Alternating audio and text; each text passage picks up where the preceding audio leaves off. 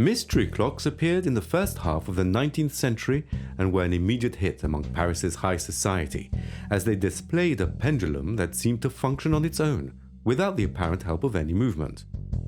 This impressive and beautifully molded Paris-type movement is incarnated by a two-tone patinated spelter support in the form of a refined and draped female figure inspired from celebrated Italian Renaissance models. The dial, gracefully suspended from the figure's hand at the end of a long embellished shaft, terminates in a fine point. The thinness of the point, as well as the contrapposto posture, were meant to highlight the impression of mystery emanating from the sphere. The figure's hand remains stationary, and yet the sphere continues to move with no obvious impulse to keep it going. The key to this mystery lies inside the black painted sphere-shaped dial.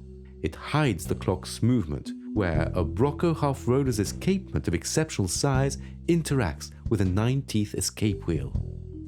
The swing from left to right is produced through a thin rod placed inside a larger vertical nickel-plated rod suspended by the arm of the statue. The whole swings from left to right at about a 30-degree angle, while the assembly hangs through two long and thin suspension blades. This rare pendulum is signed J. Pratt, Comptoir General de Paris. It was made around 1890. The ingenuity of the movement as well as the refined sculpture of this mystery clock demonstrates the skill of sculptors and clockmakers of the time, as well as being a precious example of Paris's fin de siècle taste for entertainment, mystery, and scientific advances.